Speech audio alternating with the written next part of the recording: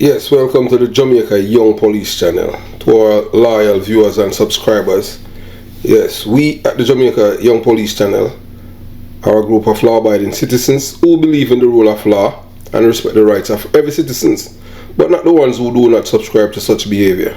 We do believe in and support preemptive strikes because it saves lives. Yes, we at the Jamaica Young Police channel is all about saving life. Yes, that's what we're all about. Yes. So this is a logical conclusion because preemptive strikes save lives and prevent further loss of life, and that what we at the Jamaica Young Police channel is all about, saving lives on this channel.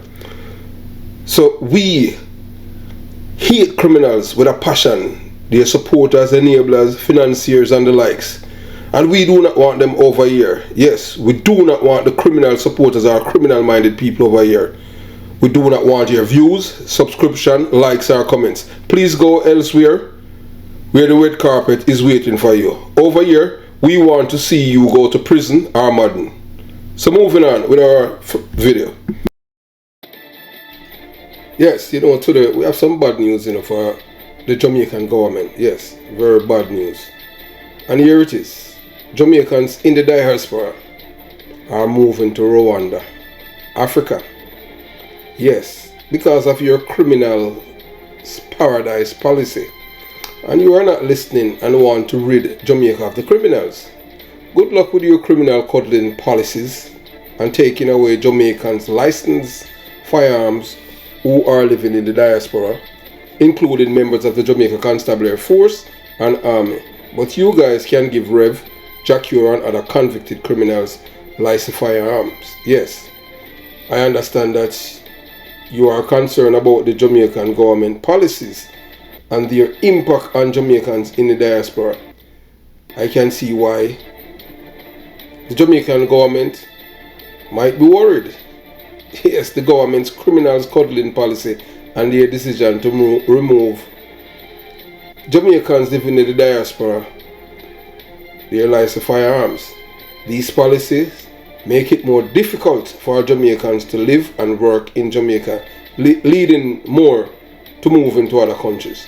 What's the sense of you retiring to your country of birth when you are there and you are not feeling safe and secure because of the policies of the government? So now I just want you, our loyal viewers and subscribers, because we're sharing it with you to show you that Jamaicans can think. And here's a Jamaican who have done pretty well. He's not rich, but he's encouraging other Jamaicans to migrate with him to Rwanda, and he's showing you, giving you a tour of Rwanda and how beautiful it is. And at the end, we're gonna give you some more facts why it is better to retire in Rwanda than Jamaica. Yes, and we are pitching Africa because it doesn't matter if a pig born in a pen is still a pig. So it don't matter where we're born, all of us are Africans.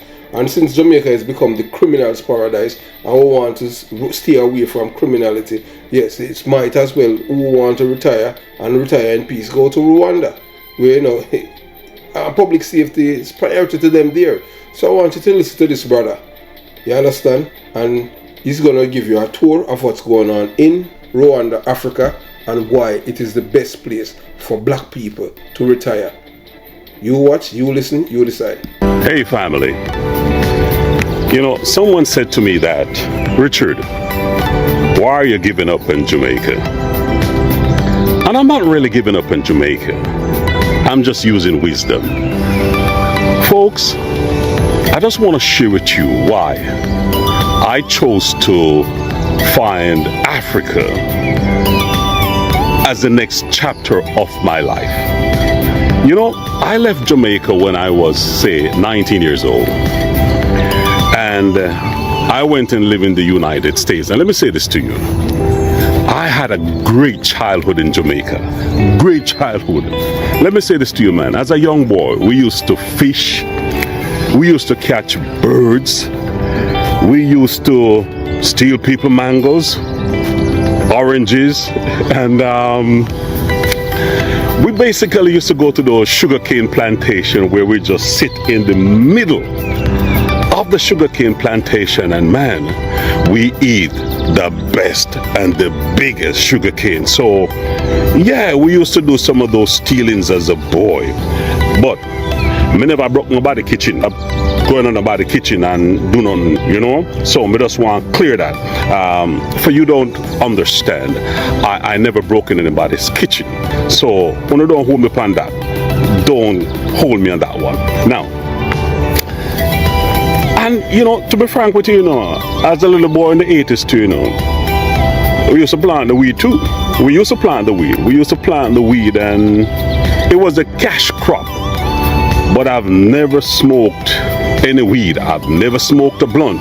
As you can see, my lips are still red, you know. My wife kind of like it, so never smoked the weed. I remember as a boy growing up, my mom saw me, you know, smoking banana leaves, and man, she beat the hell out of me. She said, boy, go to school. Well, that's beside the point. But however, before I go and play around the golf here, I just want to run this by you.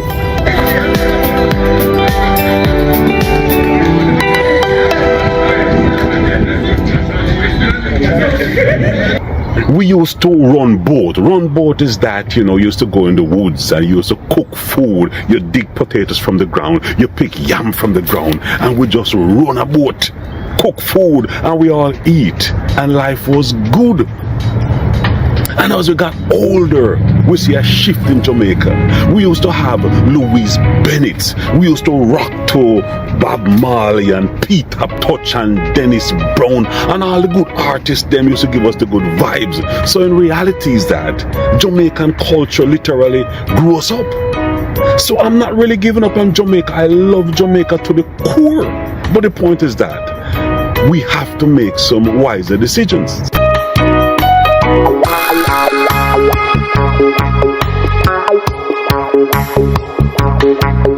Everywhere you go in the world, Jamaica always doing something prominent. Whether it's in the arts, whether it's in the music, whether it's being professional, judge, lawyers, doctors, you know, in every area, Jamaicans will do great. And it kind of breaks my heart that, you know, with so many professional Jamaicans overseas, now think about it, with all that knowledge and financial resources that's outside of Jamaica, can you imagine if Jamaican leaders start building Jamaica as a place so we, the diaspora, can come back home and build the country? If Jamaica is doing so good in tourism, under this kind of condition where it's the highest murder rate in the world,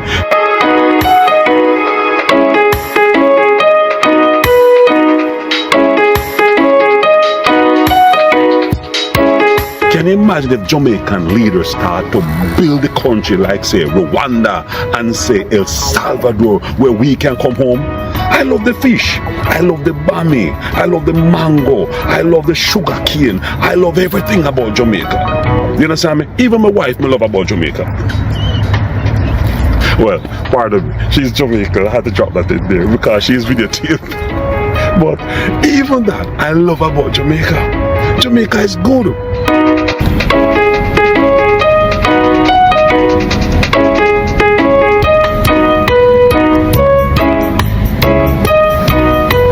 It's not the fact that I really want to give up on Jamaica, but think about it. I left Jamaica when I was 19 years old. I'm in Canada for over 30-something years. I live in a country where there's peace, security, safety. No. Yes, there's no doubt that I should choose Jamaica as a destination. And I did back in the past. I invested heavily in Jamaica. And right now, to be frank with you, many folks, I'm going through hell with some tenants. Tenants haven't paid for 6 months. Tenants don't want to leave when they say them to leave. This is why I'm shifting my whole business model from long term to short term. You know, pipe broke, they give you a problem. I mean, there's always something breaking and they're always giving you stress. And what I realized over the years with Jamaica, everything to be resolved has to be a conflict. Is either you pay somebody off or you have a conflict with somebody. And at my age, I'm just tired of that. I don't want no more conflict. So what I did, I said, tell you what, Why reinvent the wheel? I've lived in a place with peace and security. Why would I go back to a country with a high level of acidity? It don't make no sense.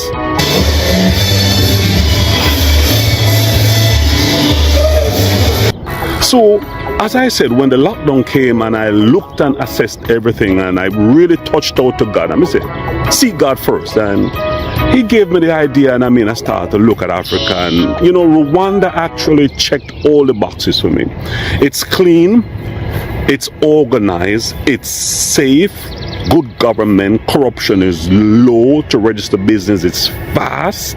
Then why would I want to go back to an environment where I have to sleep with one eye open? I have to always kind of be on my guard. I can't trust my family.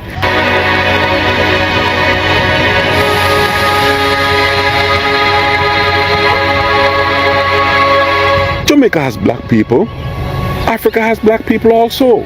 Now, I believe without a doubt that I reach a point in my life where when I go into Africa is that they literally appreciate what you give to them. They really do appreciate it. And they want the information that we in the West have. And this is why I am encouraging the diasporans, whether you're in Brazil, Jamaica, Trinidad, America, wherever you are as the black diaspora, especially the retired ones. You have a wealth of knowledge. You got some cheddar too. So why not go and give back Africa some of that? I understand the fear of the mass media, the scarism of the mass media, the unknown, the malaria, the wars, the civil war. That's too much control. Get rid of that. If I can do it, you can do it. And give back some of that wealth to Africa, the wealth of knowledge.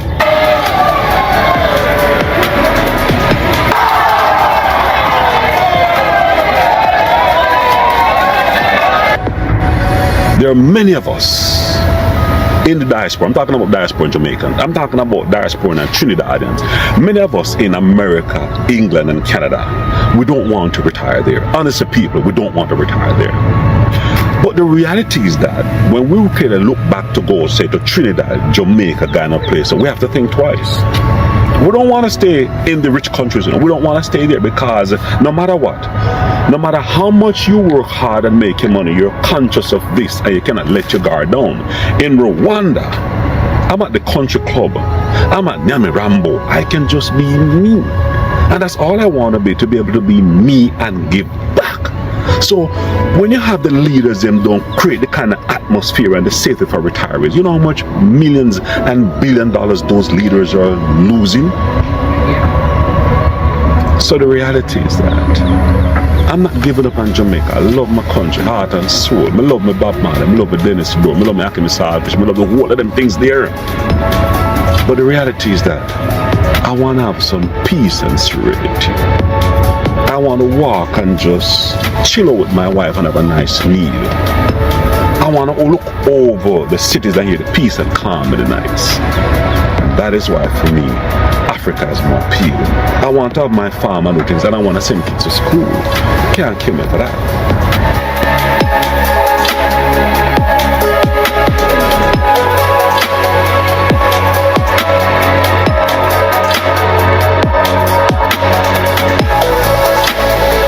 The other area I want to touch on is government. And let me say this to you. From 1980, I remember 1980 election. I was just 9 years old. And I remember I had to leave our home in Kingston and go in this Catholic church to find shelter, which it didn't even make any sense, because if they want to get you, the church wasn't a safe haven, but it was somewhat kind of safe. It's untouchable, but trust me, the church wouldn't even save you at that moment. And I remember the violence, I remember the wars, I remember the shootings, and you had the right-wing opposition, that was Edward Seaga, and you had the government that was in power, that's Mike and Manley, that was a left wing who was more Cuban affiliated, and the whole hysteria that Manley was bringing, communism. Well, all what he was doing, he was just trying to educate the masses. He talked about the power of education, and the ruling class in Jamaica didn't like it.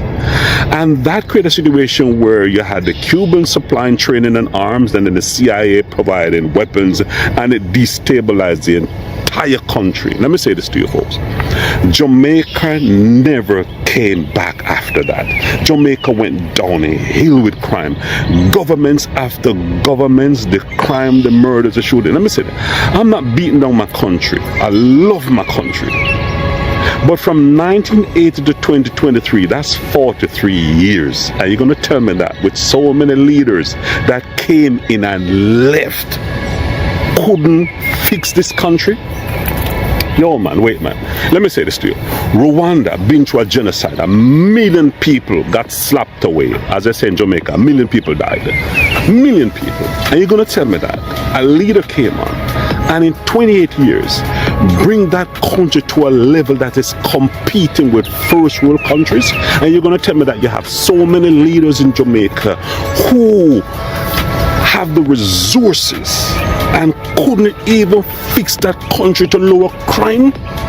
Well, you just heard the news. They're trying to give themselves over 200% raise for incompetence, and the leaders are telling what? Well, you know, you pay for the leader you get. That means, hey, if we increase their salary, then they'll do a better performance. Yeah, really, and pigs could fly. You mean that if you give them the increase, they're definitely not going to leave. That's the whole idea. But it is just kind of sad, you know, when you look at Rwanda and Kigami, and when you look at, I think, Bouquet in El Salvador.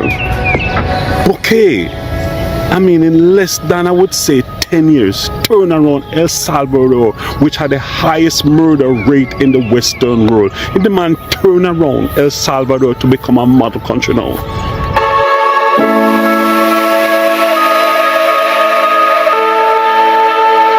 So many guns coming in, you know, and it's like the crime just cannot go down. And I mean, I must leave now. After all of this knowledge, I'm ready to put my foot up and relax and, you know, drink a pina colada. And after always keeping, checking and wondering, coulda, woulda, that don't make no sense. So that's one of the reasons why, you see, I chose, and I thank God for the wisdom, to basically go to Africa. And honestly, I can't tell you guys what to do. I can't tell you what to do. You have to find your own purpose and all things. But let me tell you, man, the only thing not in Rwanda, Africa, is ackee and pimento.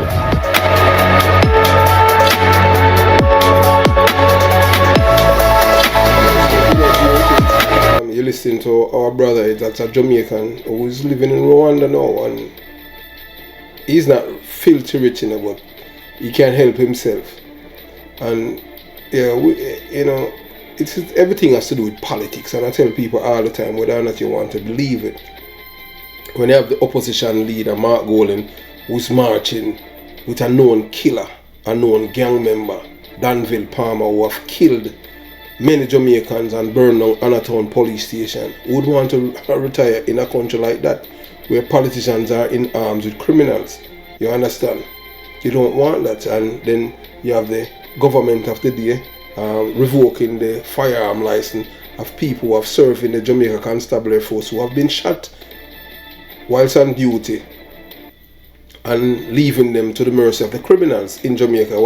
Jamaica is a criminal's paradise, because they are the ones, and then these are the same people, you know, who they gave the criminals, you know, convicted criminals, clean police records and give them firearm.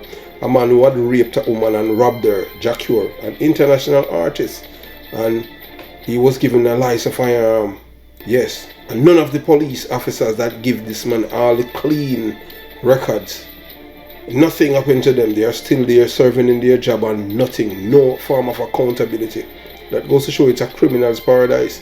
You understand? And we know the names of these officers all the way up to the Commissioner of Police office. How can you have a country operate like this, and then you want people to trust them? That is just madness. So, however, the Jamaican government is not the only factor influencing Jamaicans' the decisions to move to other countries. The global economy is also playing a role. As many countries are experiencing economic hardship, the political situation in Jamaica is also unstable, which could be another reason why Jamaicans are looking for new places to live. Ultimately, the decision of whether or not to move to another country is a personal one. There are many factors that Jamaicans will consider when making this decision, and the Jamaican government's policies are just one of those factors. I hope that the Jamaican government will take into account the concerns of Jamaicans in the diaspora and make changes to their policies that will make it easier for Jamaicans to live and work in Jamaica. And the thing, it has to be a collaborative effort. It cannot be one party is trying and the other party is going along with the criminality. You understand? Mark Golding, the PNP, has embraced criminality. That is in their DNA. I was born and raised in a PNP community, and I am not going to sugarcoat nothing for no political party. And that is what they're all about. They're all about crime, power by any means necessary. That's where the birth of criminality, Bory Boy and Feathermap. I was a little boy growing up then, and these people were lauded, celebrated, and emulated. Everybody wants to be them because they get contracts and all kind of thing, and they disrespect police and all kind of stuff like that. And they had access to the Prime Minister, then Michael Manley, and the cycle of criminality continues. But right now, we have seen where in Jamaica, being a police officer, you are not lauded, revered, and celebrated. You are seen as nothing. But if you're a known murderer or a killer, people love you and respect you.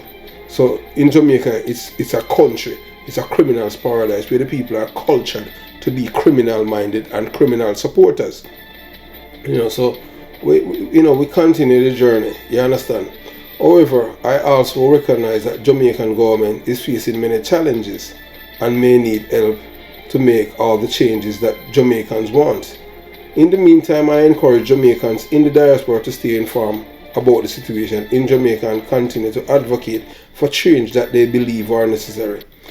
Yeah, and the reason why we are saying this at the Jamaica Young Police channel is that this government, there's no form of accountability. We have seen Rev, who is a known criminal, convicted criminal and deportee, was given several guns. Who authorized all of this? Why is there no accountability for these police officers that did it? What is happening in Jamaica? Why are these people protected? If it was in America, all of these police officers who signed off on these documents that Rev was an honest, decent, upstanding and upright citizen, even the pastors, the justice of the peace, all those people that gave him all those documents, those people would be sanctioned. Nothing happened in Jamaica. It's just a 9-day one and it goes away.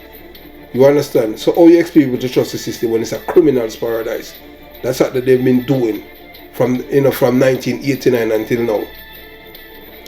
Now we see this overt message, on this YouTube channel, and we're gonna post it in the comment box, so that we're gonna post it in the box below so that you can see it and check it out for yourself, because this brother have a lot of video on it, Yes, and you want to know how I know. Well, I cannot tell you how I know about it. Yes, and I know a lot of you are going to say that. Yeah, we know that you're anti-Jamaica. I'm not anti-Jamaica. I'm anti-criminal. I don't like criminals. I don't like criminals, period. And I know the criminal politician them. Yes, and someone said that, oh, you're bigging up Bobby Montague. I don't know Bobby Montague, period. I've never met him. The only politicians I can tell you that I have ever met during my life, I met Roddy Spencer. I met Portia Simpson. Once I would talk briefly. I like her. You understand? Yeah, I like her as a person and one and two little things. So I'm not going to elaborate. Yes, I met Michael Manley. The first politician I met was Michael Manley. I know Tony, and not only met, I know Tony Spalding. As a little boy growing up, I used to come to our yard, Big Yard at Jonestown, and so that's how it is. So, so with this channel now, we share with the people in the diaspora who want to retire with peace of mind. And here is why Rwanda, Africa, is the best destination and not Jamaica. Yes. What you mean? If a pig born in a pen is still a pig. We born a Jamaican and make we Jamaican. We are African. I see myself as an African. I don't see myself as any Jamaican. I born in Jamaica is my nationality, but my heritage, I am African. Not because I haven't been there. Yes, but I will visit Africa before I die. So here are some reasons why Rwanda might be better destination for retirement than Jamaica. Anytime we're telling you anything, we're gonna give you a context. Safety. Rwanda is a very safe country. The crime rate is low and the government has a solid commitment to public safety. This makes it a great place to retire. If you seek a peaceful and secure environment. The cost of living in Rwanda is much lower than in Jamaica. This means your retirement savings will go further and you can live comfortably on a smaller income. Healthcare. The healthcare system in Rwanda is improving rapidly. There are now many modern hospitals and clinics in the country, and the quality of care is comparable to that in developed countries. Affordable housing. There are many affordable housing options available in Rwanda. You can find everything from a small apartment to large villas, and there are many different neighborhoods to choose from. Activities and attractions. Rwanda is a beautiful country with lots to offer retirees. There are stunning mountain ranges, lush rainforests, and various wildlife. There are also many historical and cultural sites to visit, and the people of Rwanda are known for their hospitality. Of course, there are also some potential downsides to retiring in Rwanda. So we're not going to just give you one side, we're going to give you all sides. The weather can be hot and humid, and the language barrier can be a challenge. However, for many retirees, the benefit of living in Rwanda outweigh the drawbacks. If you are interested in learning more about retirement in Rwanda, we at the Jamaica Young Police Channel recommend checking out the following resources. Rwanda Retirement Guide. This guide provides comprehensive information about retirement in Rwanda, including the cost of living, healthcare, activities, and more. Check out the Rwanda Tourist Board. The Rwanda Tourist Board website has information about travel to Rwanda, including visas, transportation, and accommodation. Yeah, so we at the Jamaica Young Police Channel, to those who retired in the diaspora and want a peace of mind, instead of going back to Jamaica, hey man, you can't go to Rwanda, you don't have to worry. And you see, you listen what the brother had said, and he's there and he's comfortable and he's having a great time. You don't have to be worrying, as he said, about the next person who's looking at him and if he's going to be robbed or going to be killed. And you understand, that's what you want, peace of mind. You don't have that in Jamaica. And the worst thing in Jamaica, as you hear him say, in Rwanda, him don't have to grease anybody palm to get anything done. Everything is just done as that. So it has to do with culture. So the culture of this criminality, this criminal's paradise in Jamaica, everything, you have to give a man a thing for him, eat a food for you, get things done. In Rwanda, it's totally different. Same thing in America, because if you give somebody, you understand. So if you're interested in retiring and going, not back to Jamaica, it's because most people that retire and go to Jamaica as they go there, they may not lose them life, whether or not you want to believe it. We here at the Jamaica Young Police Center, we are going to always tell you the truth. We're not going to hide nothing from you. Have yourself a beautiful day. Jamaica Young Police Channel out.